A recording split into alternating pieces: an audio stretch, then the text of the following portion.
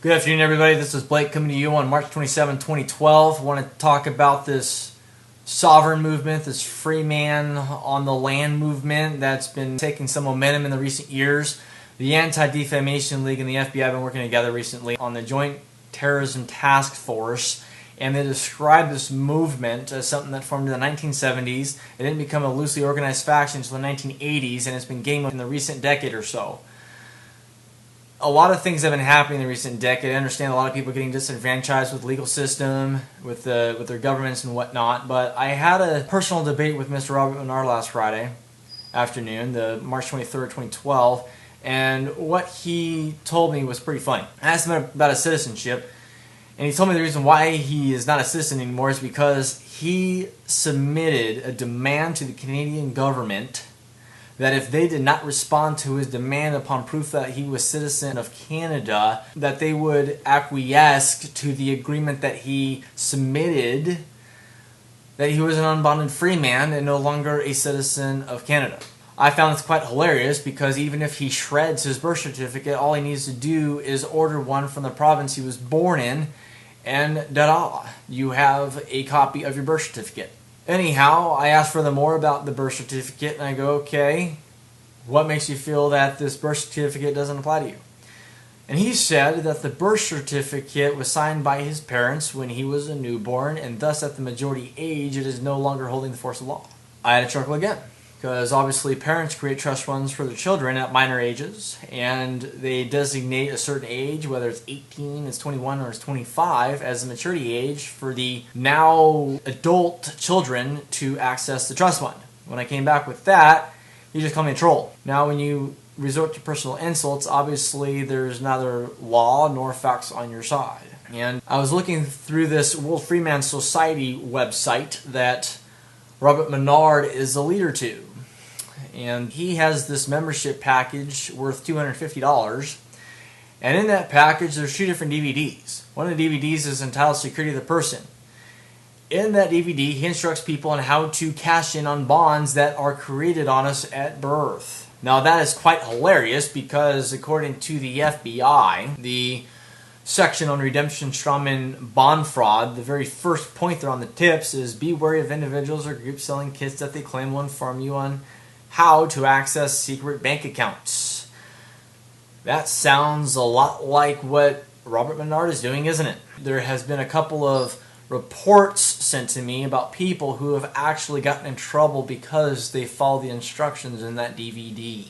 There's also a gentleman by the name of Jeff Anderson. I had a personal discussion with him. He really doesn't claim to be a free man on the land, but he does claim to have mastered this acceptance for value concept. And what this acceptance for value thing does, of which Robert Menard instructs people to do the same thing as well in Canada, is you use the bond created on you at birth to pay your bills. The government will not appreciate that. Now there's a story recently that came out about a gentleman who is now an inmate in a correctional facility in upstate New York. He committed several counts of tax fraud, and he says that his techniques, which netted him $327,000 from the IRS, the correctional facility blocked that from getting to him, reported it to the IRS. The IRS reviewed it, and they realized that he committed tax fraud. He wasn't the person who he said he was. And he got these techniques from, get it, a sovereign citizen website. What was his source of income? Penal prison bond. Sounds awfully familiar with Robert Menard and Jeff Anderson, doesn't it? I understand there's a lot of disenfranchisement out there. However, a lot of people are citizens. And there's three different kinds of people in this world. There are citizens, diplomats, and dignitaries. Dignitaries and diplomats have commercial and diplomatic immunities. Citizens do not. A lot of citizens in the United States say they have rights.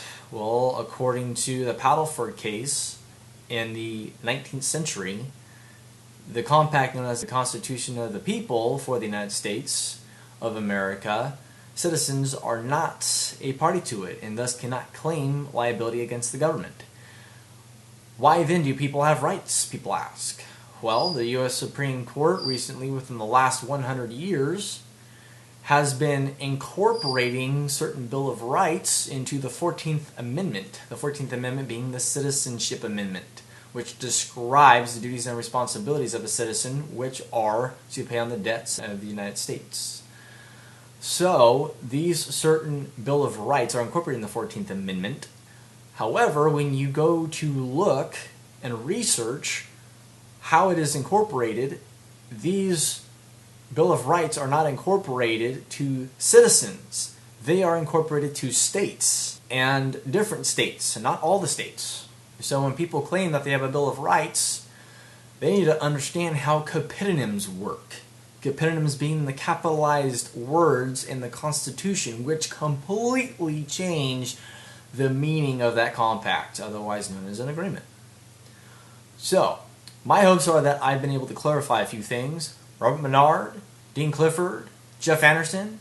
If you wish to ask questions or whatnot, you may, and I invite other people to ask questions as well, but I hope we've gained some clarity on what is possible, what is not possible, and when it is frankly illegal. Thank you for your time.